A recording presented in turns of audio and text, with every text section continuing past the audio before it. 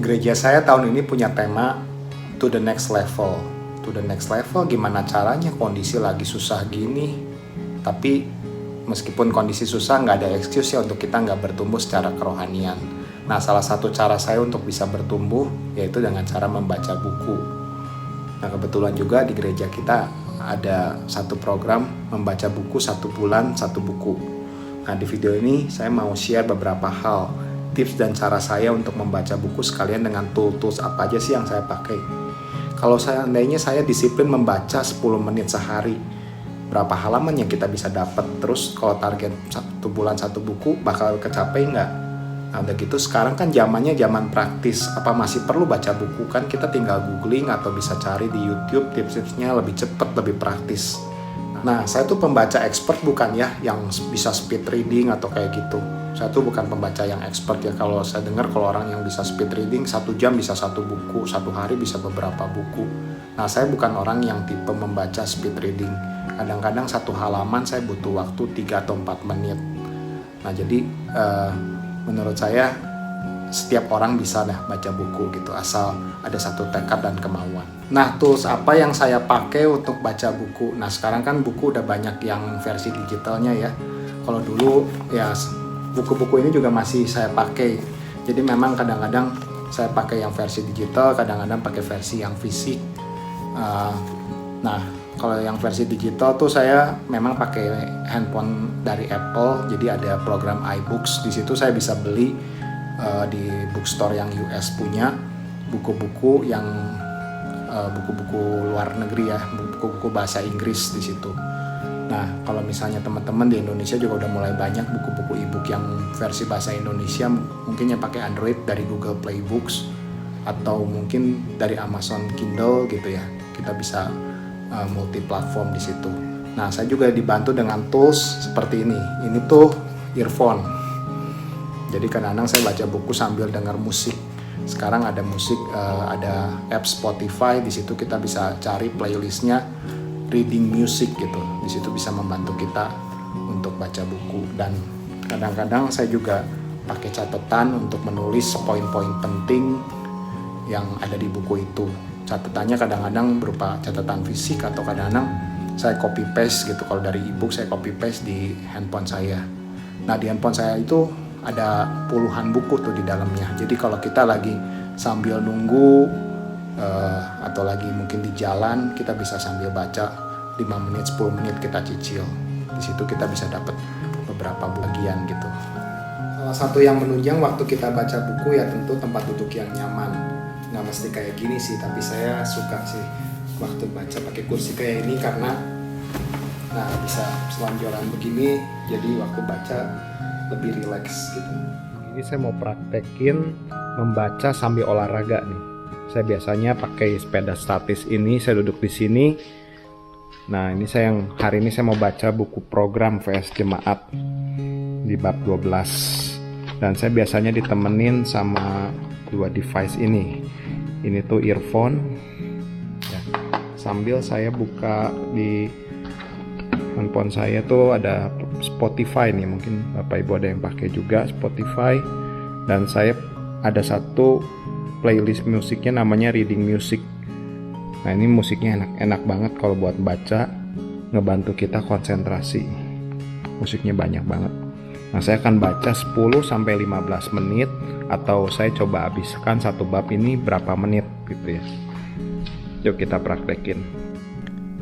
Tips membaca buku. Pertama, nggak perlu baca cepat. Baca untuk mengerti dan mencerna isi buku. Kedua, untuk awal, cari buku yang topiknya kita interest. Cari buku yang tidak terlalu tebal, kurang dari 200 halaman supaya target-target awal tercapai. Ketiga, set reminder di HP untuk melakukan rutinitas ini setiap hari. Mulai dari 5 menit sehari, lalu tambahkan 10 menit sehari. Kalau Anda sudah mulai menikmati, otomatis akan nambah sendiri. Atau bikin target harian, misalnya baca 1 bab 1 hari. Keempat, supaya lebih menyerap, buat catatan kalau ada kata-kata yang penting atau bagian yang penting. Kelima, bagikan apa yang Anda baca kepada orang-orang yang Anda kenal, bisa mungkin di grup WA, keluarga, atau teman pelayanan. Keenam, lebih asik kalau Anda punya grup baca buku bersama, jadi bisa berdiskusi atau saling menyemangati. Ketujuh, oh ya, untuk kesehatan mata Anda jangan terlalu lama fokus ke buku, misalnya setiap 10 menit sekali kita ambil break 10-15 detik untuk melihat ke benda-benda yang jauh.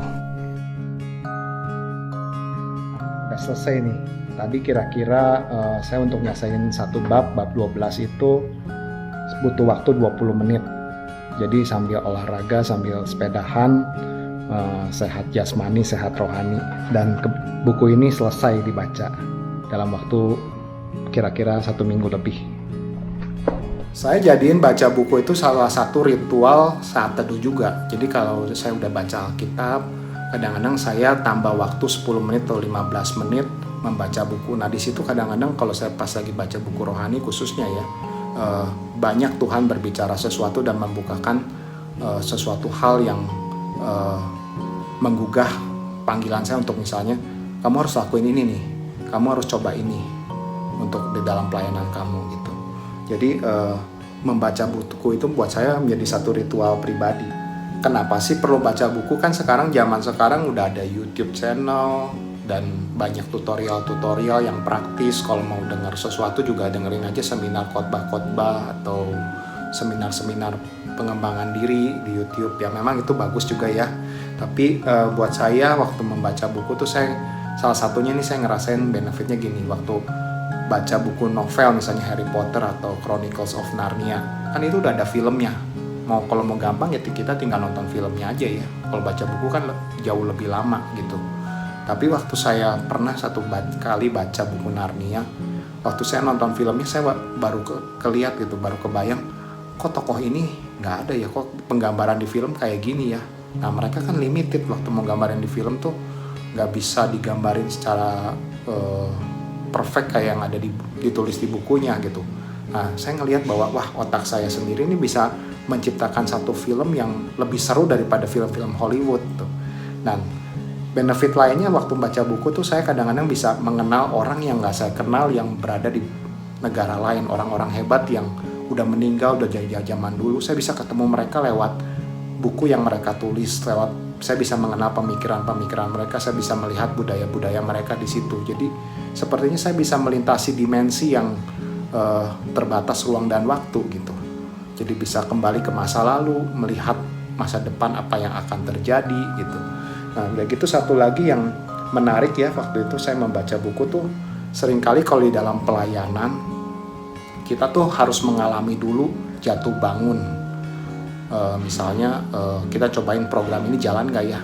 Nah padahal kalau kita baca buku tentang program ini yang pernah dijalanin sama orang lain, pengalamannya dengan kondisi mereka, kita bisa belajar gitu. Kita gak perlu ngalamin jatuh bangun 10 tahun atau 20 tahun mencoba dulu trial and error, tapi kita bisa lihat, oh mereka udah ada orang yang pernah coba seperti itu loh 10 tahun dan gak berhasil, akhirnya mereka menemukan cara bagaimana cara yang berhasil, mereka tuliskan dalam bentuk buku, kita belajar dari buku itu waktu baca, kita gak perlu ngalamin itu waktu 10 tahun, mungkin kita 1 atau 2 tahun aja trial and errornya untuk mencoba satu program yang ada.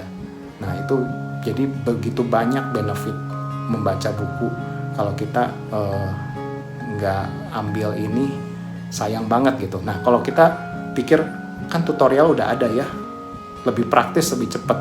Betul sih kalau untuk tutorial tertentu memang saya juga lebih praktis cari di YouTube gitu. Tapi untuk pendalaman misalnya kita belajar soal manajemen keuangan atau lain-lain. Nah itu kadang-kadang kalau kita cuma dengerin satu pembicara, dia kan cuma ada waktu 2 jam gitu atau berapa jam gitu ya.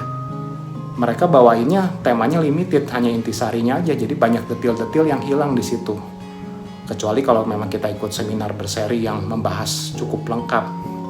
Nah, tapi kalau waktu membaca buku kan mereka waktu menuliskan buku itu mencurahkan seluruh pikirannya di dalam buku itu. Jadi banyak banget yang bakal bisa dibahas dan kita bisa dapat contoh-contohnya gitu ya, yang mungkin kalau dalam bentuk seminar atau talk show atau podcast gitu nggak bakal bisa dibawain semua di situ. Nah kalau 1 bulan baca 1 buku berarti 1 tahun kita bisa dapat 12 buku.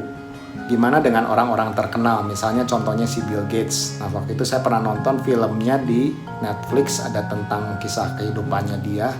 Nah dia tuh hobi banget baca buku sampai dia tuh bisa pergi naik kapal pribadinya dia ke satu tempat, dia punya satu pondoknya kecil gitu, tapi di dalam situ dia bisa fokus baca buku. Dia bawa mungkin sekitar 10 atau 12 buku di situ. Dan setahun dia bisa ngabisin sekitar 50 buku, dan beberapa bukunya itu buku-buku teknikal lagi. Makanya dia punya banyak pemikiran yang kadang-kadang gak kepikir sama orang lain untuk menyelesaikan masalah-masalah dunia gitu. Nah, kita mungkin bisa niru kehidupan dari si Bill Gates ini. Membaca 10 menit sehari, 1 bulan membaca 1 buku.